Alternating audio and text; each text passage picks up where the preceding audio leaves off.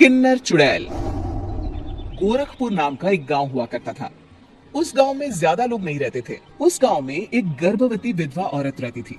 उस औरत का नाम कमला था। कमला अपने घर में अकेली रहती थी। उसके पति की सारी जायदाद उसके नाम हो गई थी, पर सभी गांव वाले उस औरत को मनहूस औरत समझा करते थे और सभी उससे नफरत किया करते थे। एक बार कमला राशन की दुकान पर खाने का सामान खरीदने जाती है। भैया जी, जरा 1 किलो दाल चावल देना। अरे हाय हाय हाय हाय हाय हाय। अरे मनहूस औरत, मेरी दुकान में अपशुगन करवाने आ गई क्या है? चल जा यहाँ से, मैं कुछ नहीं देने वाला हूँ तुझे। भाग भाग यहाँ से, चल जा निकल। भैया जी, ऐसा मत कहिए, मैं गर्भवती हूँ, मुझे खाने की बहुत जरूरत है, मुझे खाना दे दीजिए।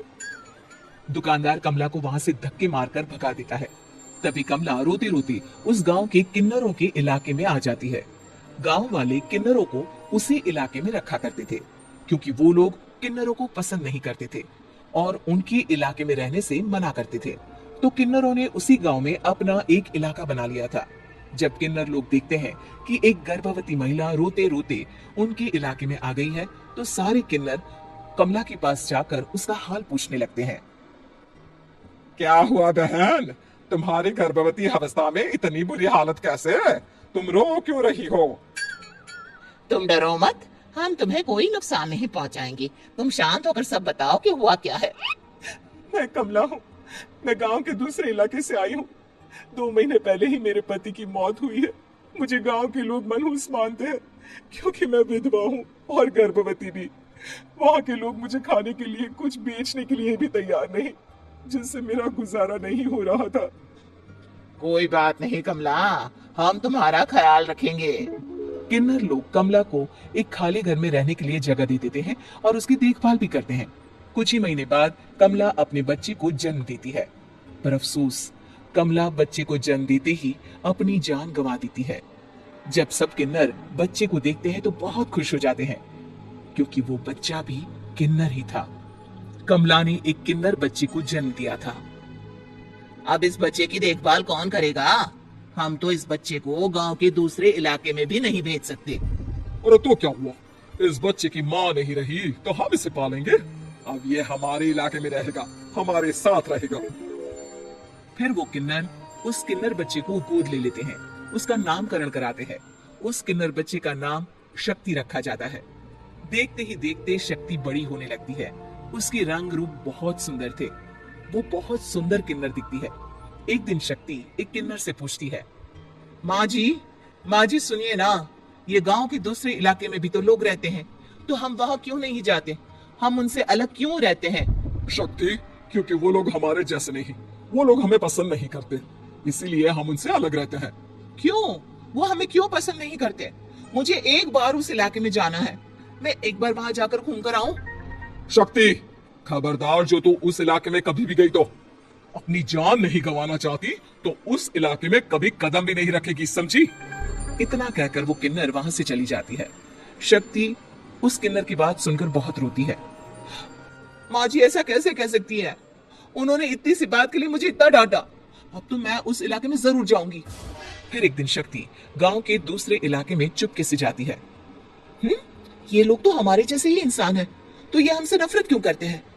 जब शक्ति उस इलाके में पहुंचती है तो गांव के सारे आदमी उसके रूप से मोहित हो जाते हैं। वो लोग ये अंदाजा नहीं लगा पाते कि वो किन्नर है। शक्ति की सुंदरता देखकर सारे गांव वाले उसकी तारीफ करने लगते हैं।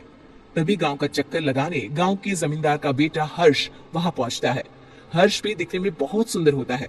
जब हर्ष ने शक्ति को देखा तो वो भी उससे मोहित हो गया, और जब शक्ति की नजर हर्ष पर पड़ी तो वो हर्ष को देखकर मोहित हो गई। आपको पहले कभी इस गांव में देखा नहीं। इस गांव में आप नए हैं क्या? जी नहीं, वो मैं बस। तभी शक्ति बोलते बोलते रुक जाती है और मन में सोचने लगती है, अगर मैंने इनको बता दिया कि मैं दूसरे इलाके से आई हूँ तो वो समझ जाएंगे कि मैं किन्नर हूँ, इसलिए मुझे इनसे झूठ ही बोलना पड़ेगा।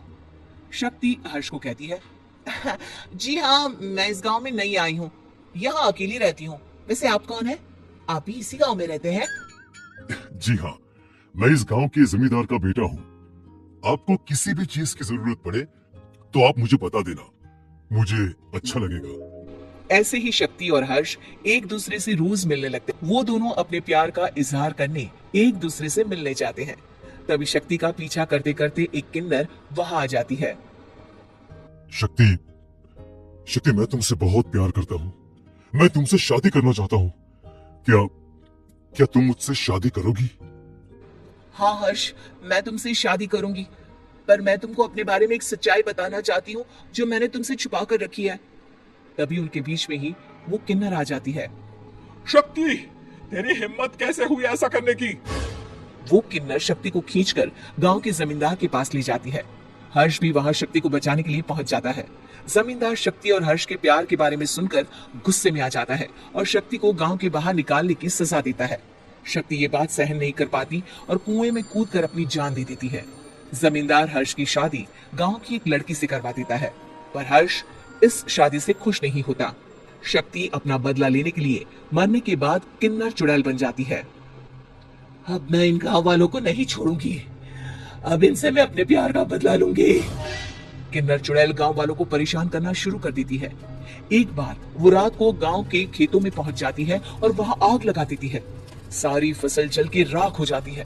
जब एक आदमी रात को उठकर देखता है कि खेत में आग लग गई है तो वो वहां पहुंच जाता है। वो देखता है कि खेतों के बीचों बीच एक किन्नर चुड़ैल खड़ी है और वहां खड़े होकर ताली बजा रही है।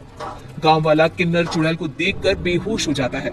जब सुबह उस आदमी को होश आता है तो वो सीधा जमींदार के पास जाता है। अरे जमींदार साहब, अरे वो किन्नर चुड़ैल ने मेरी सारी फसल चला दी। अब मैं क्या करूंगा? क्या होगा मेरा? जमींदार चुड़ैल किन्नर का नाम सुनते ही सब कुछ समझ जाता है। अब वो बहुत डर जाता है। उसी रात को जब जमींदार डर के मारे अपने कमरे में सो नहीं पाता, तभी वहां अचानक से किन्नर चुड़ैल आ जाती है। किन्नर चुड़ैल जोर जोर से जमींदार के आगे खड़ी होकर हंसने लगती है और ताली बजाने लगती है। जमींदार उस डरावनी किन्नर चुड़ैल को देखकर बहुत डर जाता है। तूने मेरे साथ बहुत बुरा किया, अब मैं तुझे जान से मार दूंगी। नहीं नहीं नहीं नहीं नहीं, मुझे माफ कर दो मुझे मत मारो। मैं कभी ऐसा दोबारा नहीं करूंगा। अब तुम जो बोलोगी वही मैं करूंगा। ठीक है, मैं चाहती हूँ कि किन्नर इलाका गांव के इलाके से जुड़े और गांव का कोई भी आदमी किन्नर समाज से द्वेष ना करे, उससे नफरत ना करे, नहीं तो मैं सारे गांव को मार दूंगी।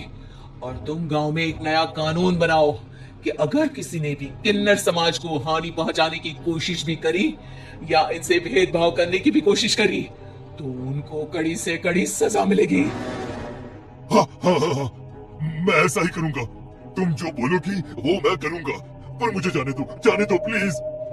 तब वो किन्नर चुड़ैल वहां से चली जाती है। गांव का जमींदार किन्नर चुड़ैल का कहा मानते हुए दोनों इलाकों को एक कर देता है और नया कानून भी लागू कर देता है। तब से वहां किन्नर समाज और बाकी गांव वाले शांतिपूर्वक रहने लगते हैं।